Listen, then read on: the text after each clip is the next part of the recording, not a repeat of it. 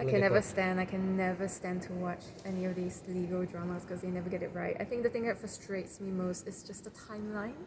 It makes it seem as though there's an issue, you go to a law firm, you discuss it, and before you know it, the next day you are in court. That's absolutely ridiculous. There is no way that happens.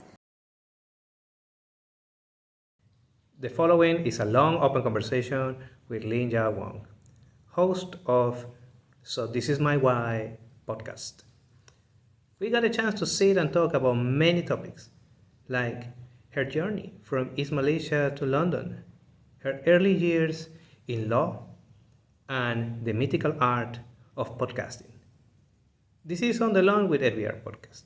If you like this thing, feel free to like and subscribe and to contribute to the channel on the description below. And now with y'all, Ling Yah Wong. Usually this is the typical little studio that's been going on. It's not bad, I have to say.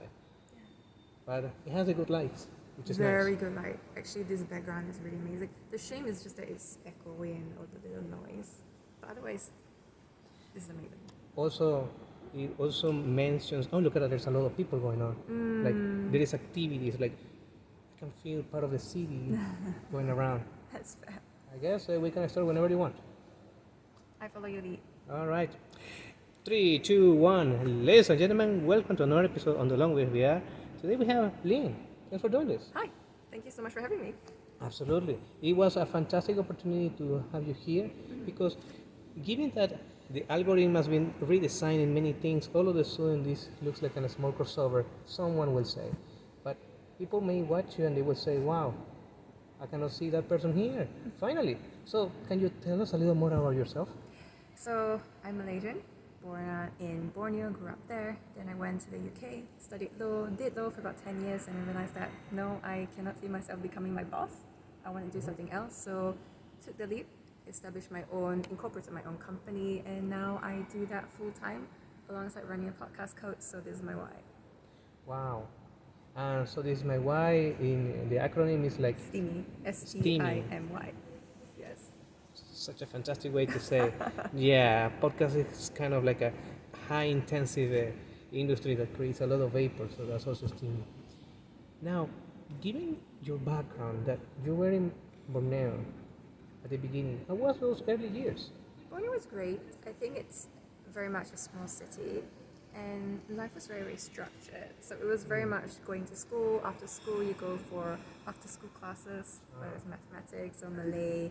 And I was also doing 2 instruments full time, so piano and violin. So if I wasn't going for lessons, I was definitely practicing. I was going for orchestra rehearsals. I was doing performances. So honestly, my life was very structured. There was very little time for anything else. If I did, then it was very much just writing online, figuring out how to build a little website when I was 10, little things like that I tried to figure out to see what my interests were. But before I knew it, I was already out of the city. Now, given that background that you were practicing and also studying 2 instruments, that's fascinating. It was your choice, or how you decided those were the ones to go? Yeah, my mom's a piano teacher, so piano you obviously have to do. Didn't really enjoy it, but my mom was very smart and said you don't get to drop piano until you finish grade 8. So I kept doing until grade 8. But she also introduced me to the violin, and I loved it from the get-go. It felt like an extension of who I was. It felt like a way of expressing myself that I never could with words and in body language. So I absolutely loved and still love the violin, and the piano was something I just kept doing until I hit grade 8 and just dropped it. So for people who are practicing the violin, Yeah. which is relatively small to the other instruments, how do you see the people who practice the cello? How do I see that? I mean, they're just very different. Of course, the principles are the same. The intonation, how you hold your bow, is different angles. What you see on the music script's different as well. Ultimately, it's just a question of what you are drawn to most. I mean, I wasn't introduced to cello because my parents said, you're female, do you want to hold your instrument in this way? That's not very elegant. And because I was introduced to the violin, I loved it so much, I never really questioned it. I would have loved to be able to also learn and play the cello because I love the sound, but I just never got around to it. Well, that's a good disclosure, right? Now, between piano and the violin, which was the one that you say, yeah, this is bearable, and which is the one that you would like to say no more? violin for sure, always. Ah. Yeah. And I'm following those questions about the violin because there is always something behind, like the mystique, or even the brands that you use. So, which kind of piano or which kind of violin you were using back then? I mean, back then it was just whatever my teacher told me I should buy. We didn't really have a choice, to be honest. We didn't actually have access to anything else. So I took that violin, and honestly, it was just a question of, are you serious enough to go the distance? So yeah, I was, and I knew the next upgrade would be me picking a violin of my choice that would be the violin for life. It took me many, many, many years, decades actually, to find that violin. So by the time I left coaching, I was still using my old one. That's a good point to describe what happens after, because when we are kids, sometimes we think, oh, it's a day by day. Yeah. And when we see the vision, it's like, oh, that's a huge long distance to go. Given again that perspective, what made you say, I'm going to study this kind of degree? What made you say, let's go for law back then? Because other people told me to do so. I was doing English Lit, mathematics, and history. I didn't know what on earth I wanted to do with my life. The only obvious choice was English literature, and I thought I don't want to be an English teacher when I graduate. So I asked around, and my career counselor said, well, do law, because that's what people with your kind of combination always do. Law is very prestigious, it's very easy to pivot out, it teaches you lots of skills that everyone would want. So I just went, okay, sure, if you told me law, I'll just do law, and I never questioned it. Okay. And with that perspective in mind, how was it shopping around to say, that's a place to follow my studies? Oh, it was really just what's the best university in the UK, and just target that Okay. and see who will accept me. Yeah, usually that's also the name of the game. Yeah. Like, it's not about, oh, I found those places useful, but it's like, can those places see me as an asset for them?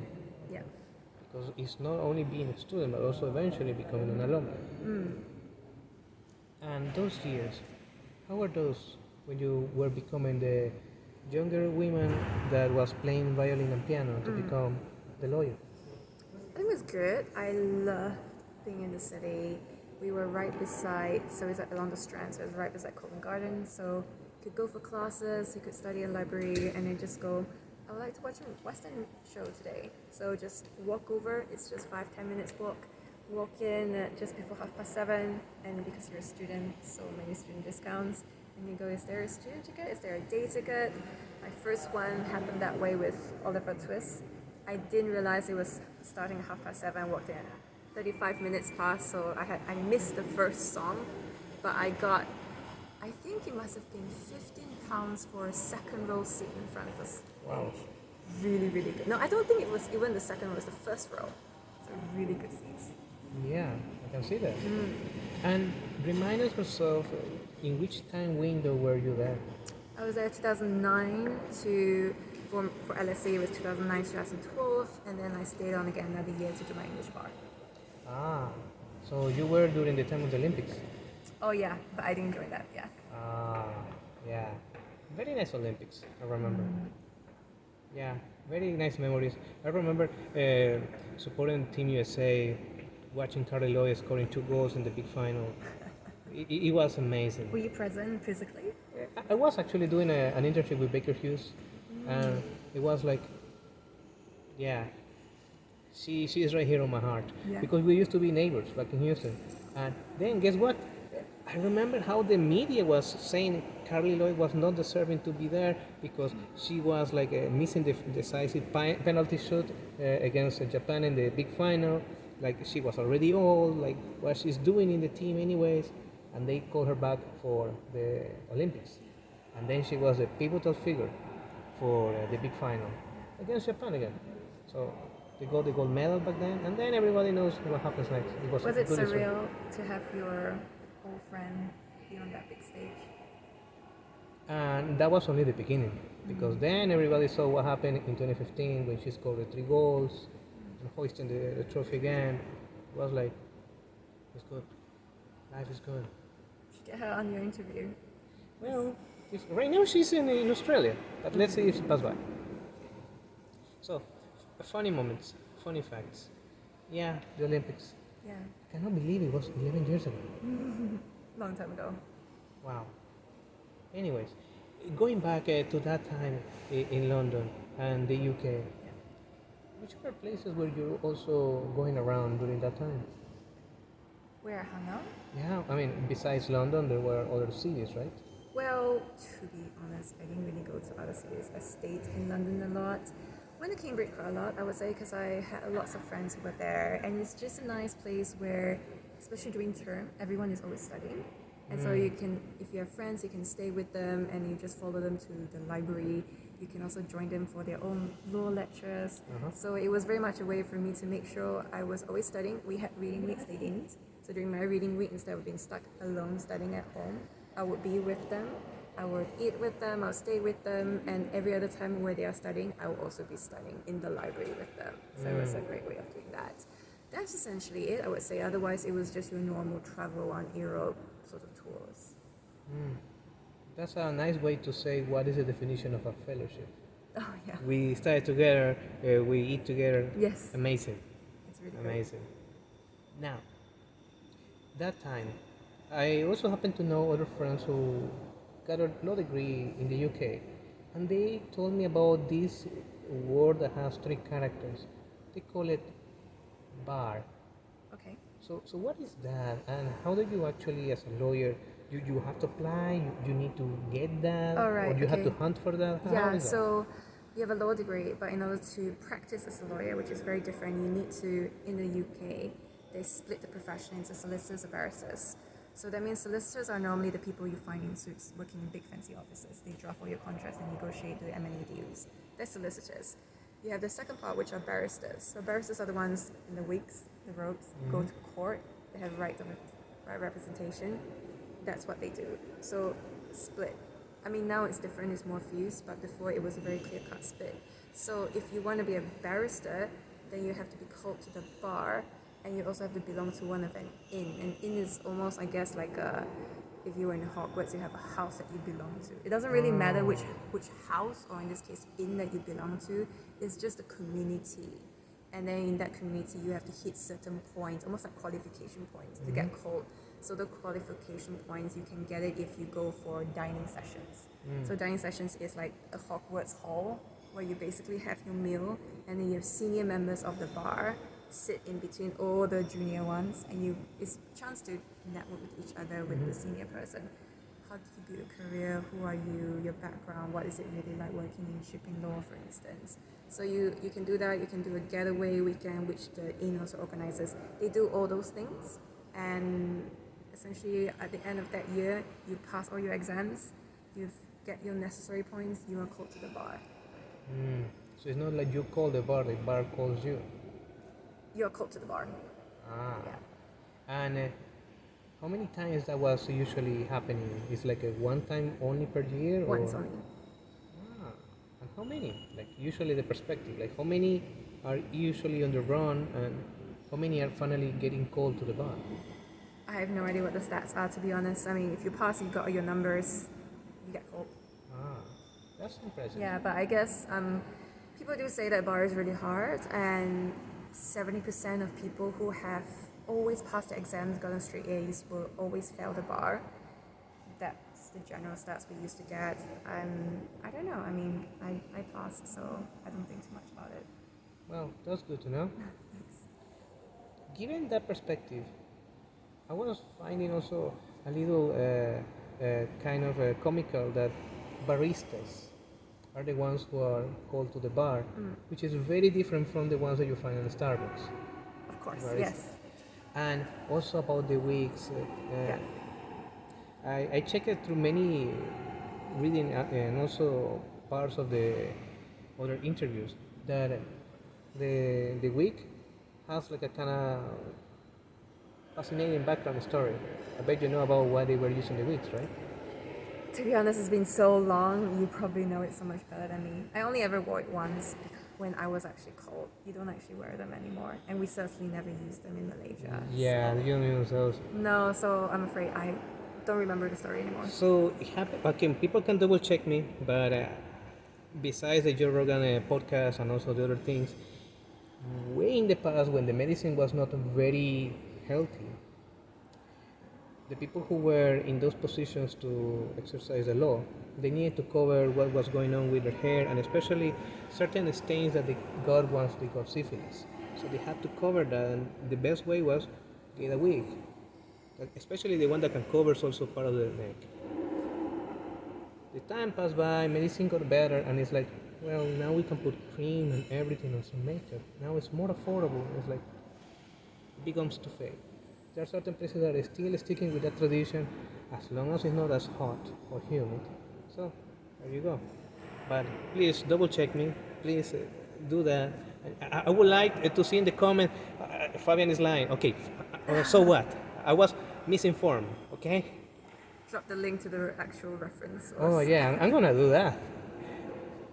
Now, once you got your degree and you spent other years right there in the UK, what happened next? So I came back, I worked at an international law firm, and then I went in-house. So, you have to excuse my lack of understanding.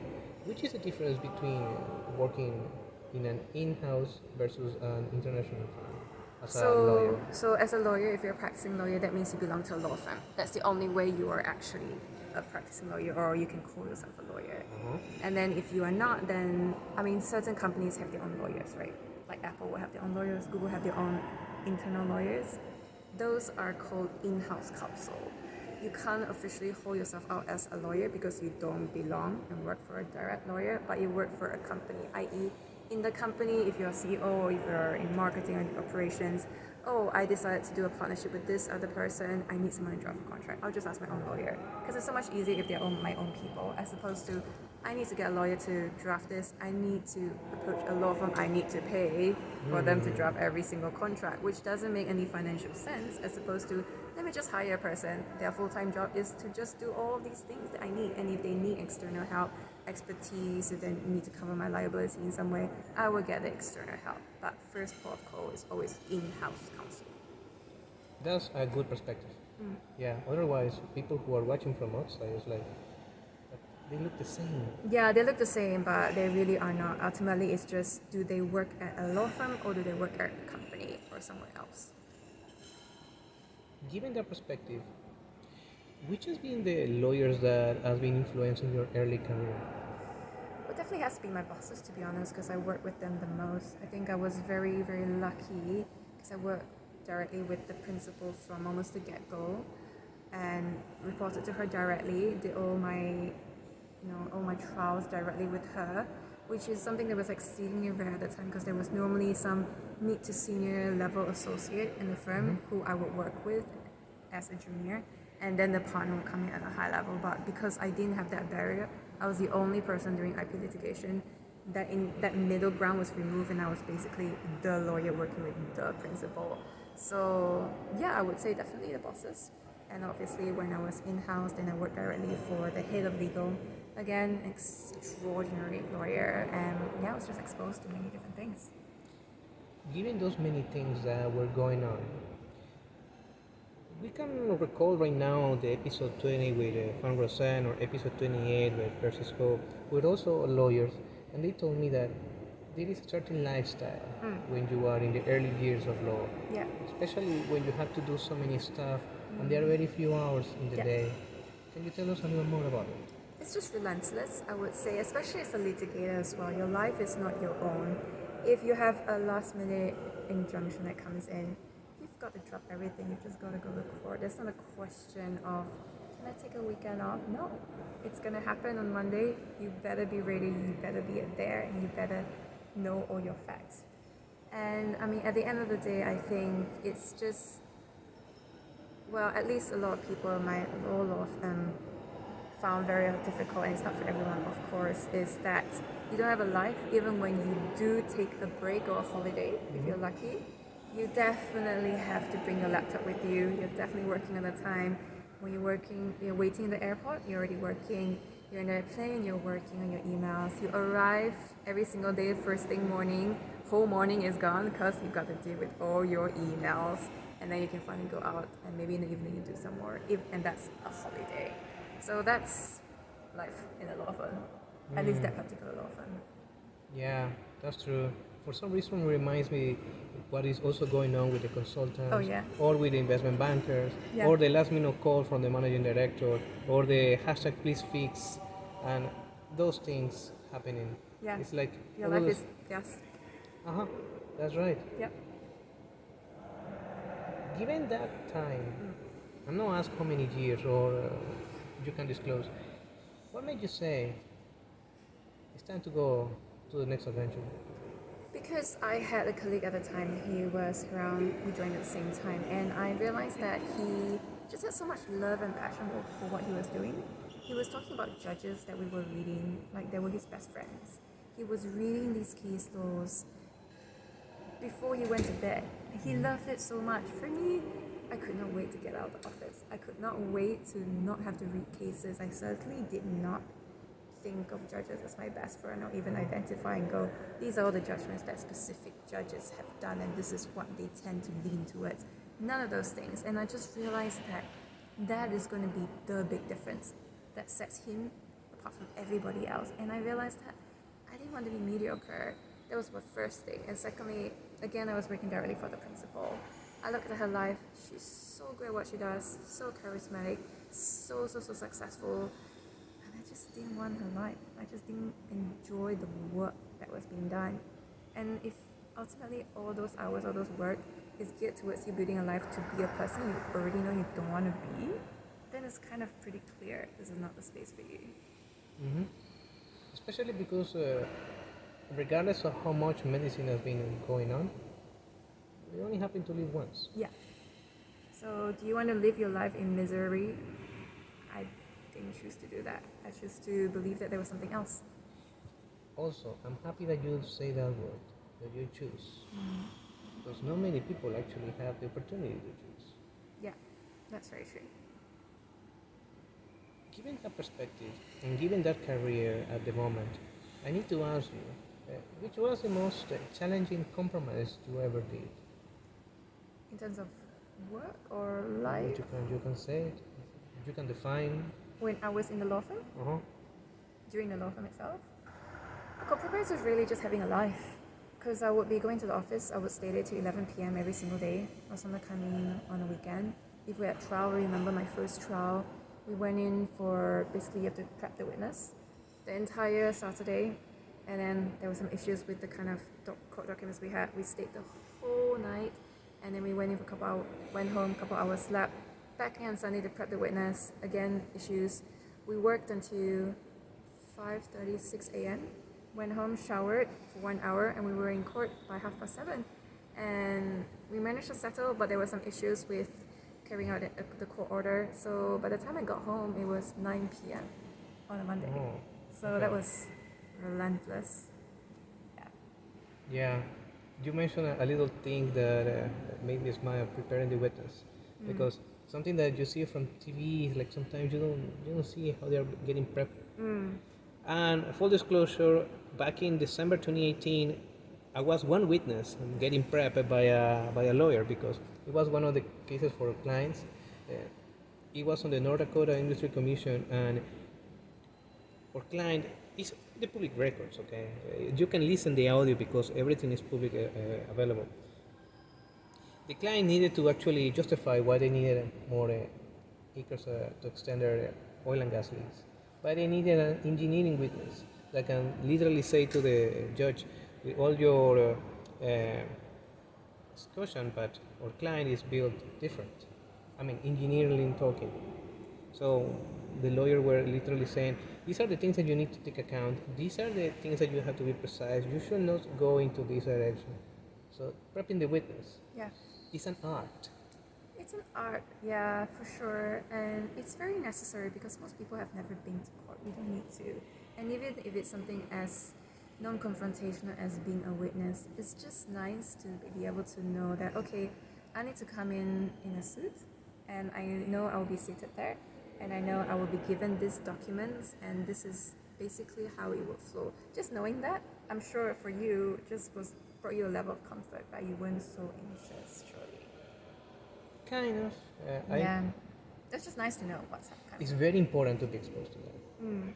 Especially because you know that they ask you for a particular expertise And if you begin to start blabbing words that nobody understands, then your client is getting exposed.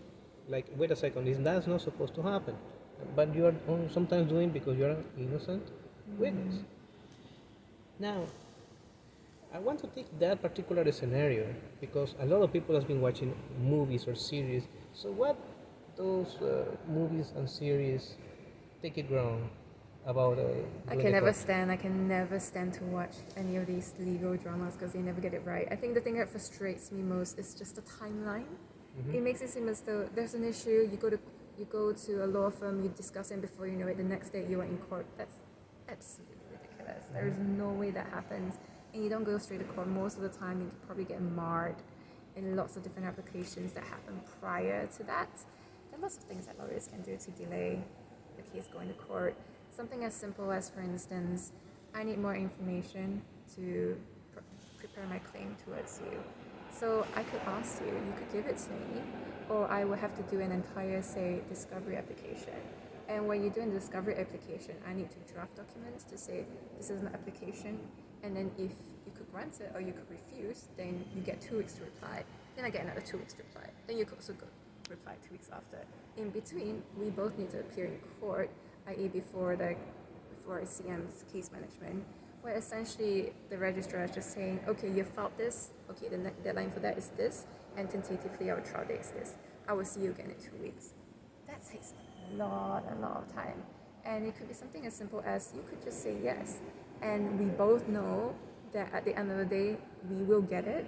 But if you want to be difficult, you can just say, I refuse to grant it to you, do the application. And you just extend your entire timeline by a couple months. And that's why the legal fees starts to amount. Yeah. I mean, normally that's really because in reaction to what the other party is doing. Yeah. I remember very well one of the most dangerous things to say in America is I'm gonna sue you, because that starts a whole snowball going around. Yeah, so please behave, be a good person.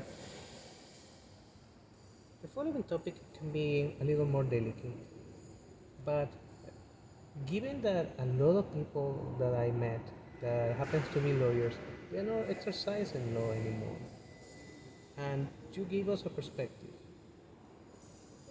What is outside? Which are the options that you have when you decide, it's time to do something else? Particular to me or to them? It can be also general. I mean, it's hard when it's general. Ultimately, it's what are you, people always say ikigai, what are you interested in? What are you good at? What do people want? What are people willing to pay for? So if you can solve that, then it could be whatever you want it to be. And what happened in your singular scenario to say, I have a better avenue going here than... I think it wasn't like I had a clear-cut view of where I was going. It was more, I realized I didn't want to do law. I realized that everyone around me was lawyers, and I realized that I have no idea what else is out there apart from law. So then I had to figure it out. I have to meet those people. I have to learn from them, build my network, and also learn new skills. So that just, for me at the point in time, came in the form of a podcast. And I realized that with the podcast, I had a really great excuse to go to anyone in the world, the very best in their industry, and say, can I chat with you? And it's not half an hour, it's not 1 hour, it's an hour and a half, which is really, really long, actually. It's enough to build a relationship of some sort with that person, right?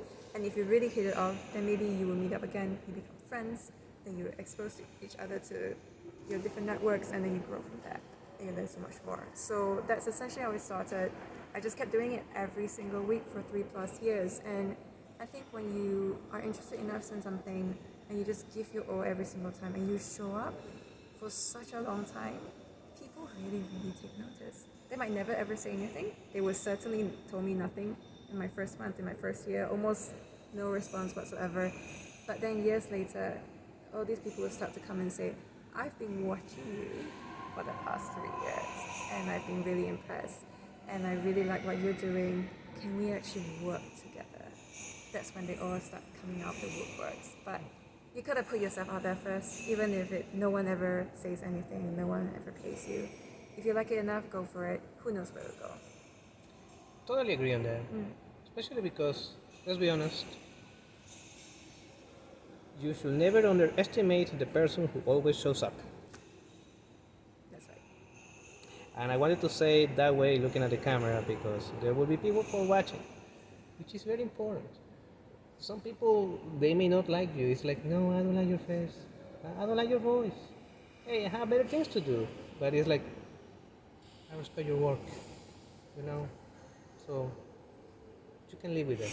That's something you can live with. And as being also doing podcasts in other parts of the world, certainly I found Asia very difficult to do it. Also. Because not many people are open to do so. Oh yes, that's true.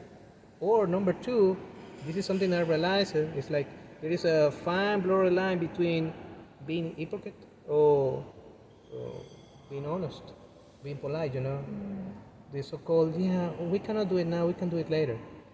And I've been experiencing that with people like, oh yeah, we can do it once we are in MIT. And then it's like, no, let's do it once we come back to KL. No, then it's like, we're gonna do it, when are you getting deported again? Okay, let's do it once you get deported. You find your way back, and then we are gonna do the video. And it's like, I see it.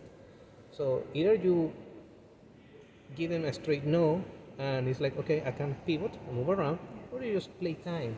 And it's like, I mean, in other regions, it's easier, way easier. Like, yeah, let's do it. Or let's do it after lunch. Fantastic. What's been the easiest for you so far? The easy region or the easy podcast episode? Region. America. Yeah. Because they're so used to selling themselves. Right? Easy to speak. Yeah, it's not about having a studio. It's like, okay, if your equipment portable, we can sit on the grass talking, and that's it. Like, if people really wants to crack one open, they can do that, because you are in a park, you are in a nice picnic area, nothing happens. In Middle East, also, kind of easy. Yeah, of course, you have the weather environment, but if you control with your normalize the scenario, easy. What else? Some parts of Asia, let's say in Singapore, has been relatively easier. Of course, you can say, well, Malaysia is bigger, but Hong Kong is also. But you find ways. And this reminds me, when there is a will, there is a way. And it's not about the person, it's about the product. Because how many times at the beginning, especially when you saw your first episodes, it's like, yeah, this is how we started. And people will say, yeah, you should do this other stuff or something else. You should pay somebody to edit. And it's like, if you treat this like a startup, you always want to keep it cash positive. Because otherwise, how you get the bread on the table. That's pretty much it. And I actually value the people who are saying no at the beginning, because they give me actually real reasons. I'm not going to disclose the names, but they were actually colleagues of mine. If they were interviewed, they might expose certain information that can compromise their relatives. Fine, that's good. Or people from the, let's say, the trade agencies, that they cannot reveal certain kinds of information. Okay, you have certain security clearance. Fine, you can live with it, but they usually recommend someone else. And it's like, okay, when there is a will, there is a way. So what has been I need to disclose also something else. This is number 2. Bill Howlett from MIT gave us a good example of what a good product usually gives, that keeps an attention. The infamous Lamborghini dealership example. In that example, he mentioned that you are supposed to run a dealership and you have a maintenance shop. So, by no other reason, you should always target Lamborghinis.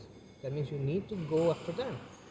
If for some reason somebody says, yes, let's do oil change for a Volvo, you should say no to that, because where is your product value? And maybe you're already seeing by now, we are recording from one camera. We are actually capturing not only our conversation, but also the body language. People love to see that.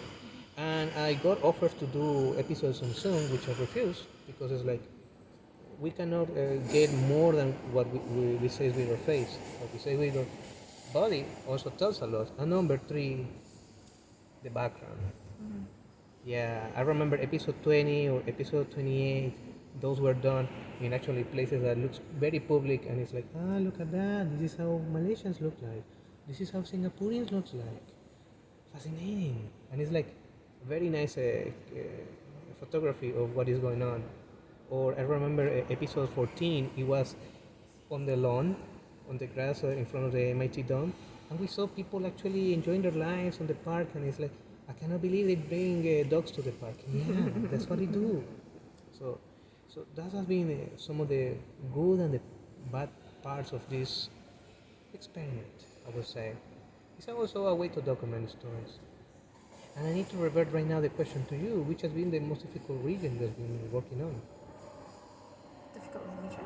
Yeah, to do a podcast with. I suppose it would be Asia for sure. I would say Malaysians, to be honest. Just because, at least I realized with people in the West, they're very used to putting themselves out there. A lot of them will have their own personal websites. And, or if not, they at least are on some kind of online platform and they will put their contact details up. So once you have contact details, you can reach out to them. In Asia, most people are not available. They might not even be on LinkedIn, don't see the value. If you want to try and reach out to a founder, the most you can go is the contact me page on the company website, and you know that's never going to go anywhere. And there is no other way of tracking that person down because they really just do not exist. So that's for me. Mm-hmm. Yeah, sometimes it's like they value their privacy, and okay, understandable. At least be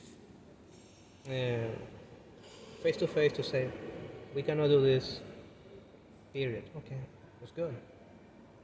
But if you are avoiding and it's like, yeah, let's do it on February 30th. We know there is no February 30th. But yeah, then you know what kind of game you're getting into. Reflecting on those times, how were your first episodes? So they were fine, they were good. Haven't listened to them since. I always just tried my best. I've never heard any bad feedback, and for me, that's the most important thing. It's just really what the people say about the episode. I like to think it's improved a lot. I suddenly upgraded my mic. I like to think my editing skills are a lot better than it was 126 episodes later. So little things like that, I would say. Yeah, that's good. Especially because the editing skill is something that comes. Yeah, over time. It's the volume of work that you do, how Yeah. you handle time, Yeah. and all the other things that are involved, the software especially, because a lot of people has been suggesting, yeah, you need to use this software, and it's like, but that costs a lot of money. And then some other people will say, but you need to pay money to make money. It's like, but I don't want to make money from this. I just want to document and have good time. That's it. And of course, the platform of choice. Some people saying you should do it on Rumble or now it's Twitter, but hey, just document, get the stories. That's it. That's it. Now, at the beginning, was called Steamy or does It it was have a always different called that. name? No, always that. Good to know. How many podcasters has been changing their names, right? Yeah, one of those, and I can disclose, was a New Jersey comedian Tim Dillon. He has a very nice channel back in 2019 and until recently. Has been also going on weekly episodes. But before of that, he was called his channel Tim Dillon Goes to Hell, and it's like, okay, we know what kind of comedian you are, but changing names usually.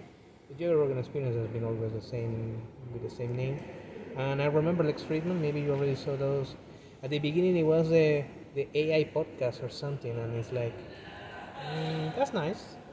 But as you begin to advance with more guests from different topics, yeah, you should expand. Uh, so the other question that I would like to ask you on that realm is, when did you realize you were expanding your influence to get guests? I don't think I've ever really experienced that. It's never felt like it was easier to get guests. It's always just been a numbers game. So I wouldn't say it's really changed in that aspect. I mean, sometimes guests would say, I'm really impressed by your list of past guests and I would love to come on for sure. But then I've always, I feel, had really great guests even from the get-go. So Can't really say much apart from the fact that it's just a numbers game. You just got to show up. That's true. Usually, that's where the magic happens. It's not only about the volume, but also it's like, can somebody actually come around, and then the comfort zone increases. The comfort zone increases. Now, I need to ask you something that has been realizing recently. We are in Kuala Lumpur, and there are these little flags going around. So, what is going on? So these little flags. Yeah, the little flags with the. It's like a holiday coming around. I don't know because I'm not used to this. I've never been to this kind of. I mean, Merdeka Day? Are you talking about that? I guess, or something. I've never been to this building, so I don't know what it normally looks like. I mean, this building does belong to the Central Bank of Malaysia, so maybe that's why they put up the flag. And thank you for our main sponsor, Bank Negara Malaysia. I've never been here. Yeah, I mean, these kind of flags, I've been watching them recently. It's like something about Independence Day, like National Day or something. Oh yeah, National Day, end of this month. So, is those flags on every building across the country? Or? I wouldn't say it's a legal mandate. If you choose to put it up, you can choose to put it up. Ah, it's a choice. Oh, that's nice. That's nice. Yeah. It's cool, to be honest. Because for some reason it looks different when it's vertical and it's usually horizontal. So it's a nice way to see, look at that. It has a different geometry. And it gives also a flair of, I'm not sure, patriotism. Like, yeah, you know where you are right now. Which is cool. And I only saw that in other places, for sure, around their Independence Day. But it's not very often, to be honest, to see that kind of investment to decorate the buildings, not from the outside, but also from the inside. Now, given that you have been in the UK and you are familiar with the Southeast Asia region, can you tell us which is the little differences that you have seen among these different regions? Well, in the UK, in London, people go to pubs. Here, they go to mamas. Ah, and sorry for the question, but what is a mama? Mama is really just a place where people come and they just eat the food. Okay, to clarify, Mama is something that's only available in West Malaysia, definitely not in East Malaysia where I'm from. It's a Muslim Indian run restaurant, a food stall, and you can go at midnight if you're craving for something. Ah, yeah, I saw those. Plenty of those. Very good food. And a lot of options to drink as well. Like, if you really want like an apple juice around 2 o'clock in the morning, yeah, you will find those. Yeah, I've seen those. And I have some friends from East Malaysia that have been encouraging me to visit that place. But I didn't have the experience to go there yet. So what would you advise to somebody who wants to visit that area for the first time? Just to clear where you're going, Sabah is very different from Sarawak. They're two very different states. If you want to do your diving, your snorkeling, then Sabah is not a place. You can go and climb Mount Kinabalu if you want to, get very easy to do so. I mean, in Kuching, it's more just about the food, I would say. We have some cultural elements as well, but you're not going to get a mountain to climb. Uh-huh. Well, that's true. People have been telling me that to do the snorkeling you need a license or things like that. So that's something that I had to also be very careful, because it's like, don't try to do something if you don't have the license. And then now something is going on in the Borneo island that is catching a lot of eyes recently, and it has to go with a neighbor that is south the border of Malaysia. We call it Indonesia, and the capital that is moving around. So which is your perspective from your friends in the East Malaysia area about the new capital of Indonesia going around? I mean, to be honest, I don't talk about this with my friends. Most of my friends are in KL already, so I don't have an opinion, to be honest. Well, that's good to know. Yeah, because who knows? Maybe we have some stuff going on. Now, KL. They also call it the Clan Valley. Given that I've been here for maybe 1 year or so, what would you suggest to somebody who is from the outside to experience KL at best? Like, what should they do to come to KL? Uh-huh. Well, people always talk about food, so just come here and be clear on what kind of food you want, where to go, because the issue will always just be, I don't have enough stomach space to do everything, but there's so much to try. So that really is the top tip. Good. Now, one thing is to eat, but another thing is to experience the country, like hiking or going in the outdoors. This is the big critic that some people from Singapore usually say that, oh, Singapore is small and Malaysia is bigger, and you can do a lot of stuff. So, what would you suggest to do on the outdoors? Well, if you're really adventurous, my favorite is to drive an hour and a half out to Borneo.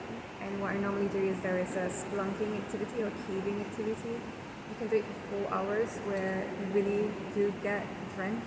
You're climbing through very tiny crevices, sliding down the cave walls, just all sorts of things you could start. 4 hours and then have lunch, and I would do whitewater rafting in the afternoon. And that wraps up the day. That's impressive. Yeah, because imagine only the city. I mean, the quote, life in the big city can be a little consuming. That's why the outdoors remain a huge option, especially in places like this. Now, having said that, and going back to your podcast itself, where did you see your work is going towards? Because right now you have a volume of work. So, what are you building on right now? So just keep building on. Ultimately, it's just meeting more people, bringing more change just in terms of the way that people think. Those who are listening, that is. Think the possibilities, the stories. I mean, a lot of times I think people are inspired by other people, and you're just not aware of what's possible out there until you see someone else do it. Might not be in the same field, but it's just the way they process it, the realization that all these people with extraordinary outcomes and successes all started from very humble beginnings. Beginnings not different from us, and if you can do it, I mean, if they can do it, surely we can too.